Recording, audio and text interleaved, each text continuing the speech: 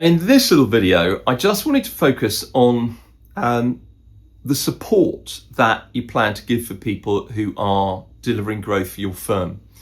Now, a lot of clients we work with come to us and sort of say, well, we'd like to grow, we'd like to build portfolios, and we want to put maybe 50% on our partner portfolios. We want to double in the next 5 years, quite typical.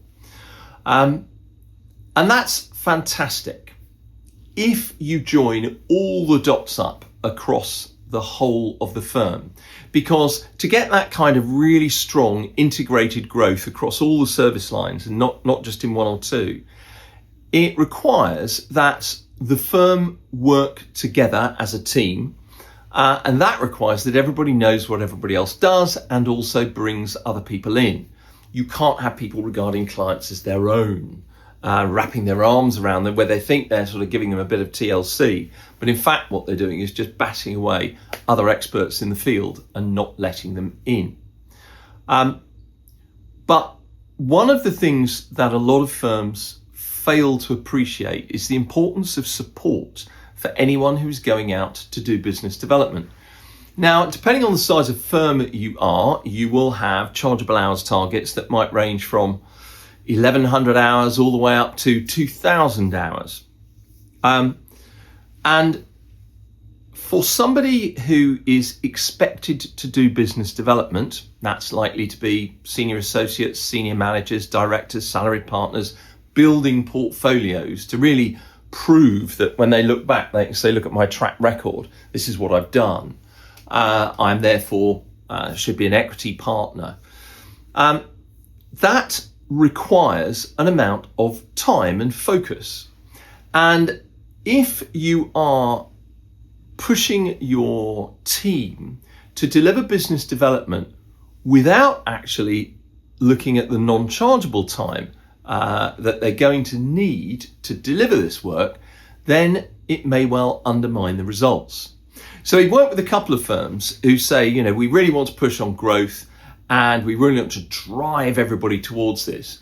There you go, fantastic. However, as soon as people start doing non-chargeable work, predominantly that might be with their clients at first, when you're having more strategic conversations, the non-chargeable hours go up and suddenly people find themselves being punished for writing off WIP.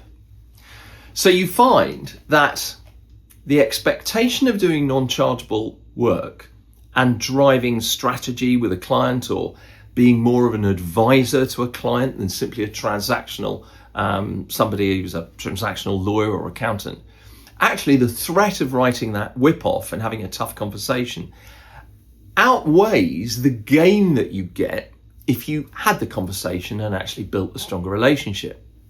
So one of the things we look at the outset of any growth program is, what are your expectations about chargeable hours and what are your expectations about non-chargeable hours?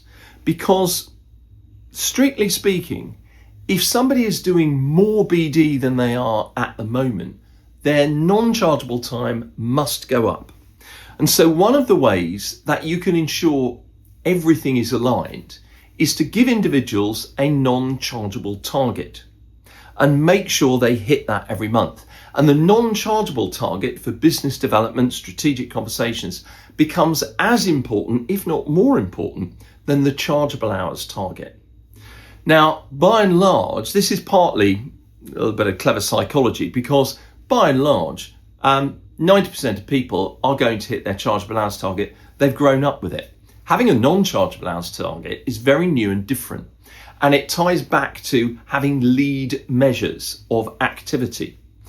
Now, one firm we talked to actually sets their partners no chargeable hours targets for the year, because they know they're going to deliver about £1.5 million anyway. And they're not worried about that. That's kind of built into your DNA.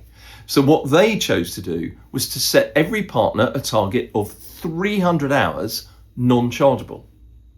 If they fail to hit 25 hours a month non-chargeable, where they can actually explain what they've done with clients and prospects and show to the managing partner, whoever it was, that they're having strategic conversations during that time.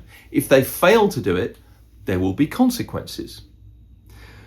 This is very unusual because we're very used to thinking I've got to focus all my effort on chargeable time.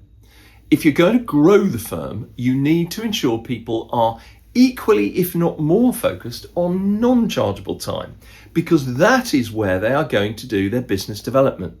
And you will probably need to assign them some really clear codes so that at the end of a month, you will be able to determine that, let's say, in June, we've done 4,000 hours of this kind of activity or these activities, whereas last year we were only doing 1,000 hours. So we've quadrupled the effort we're putting in our lead measures. So if you are going to drive growth, you need to be really consistent about the focus on non-chargeable time. You need to give people very clear expectations for what you want them to be doing in that non-chargeable time. It doesn't have to be going out doing business development, but it does have to be strategic. So pick your lead measures carefully and allow people time to drive that with perhaps some non-chargeable time targets. Good luck. I wish you all the best with your growth strategy.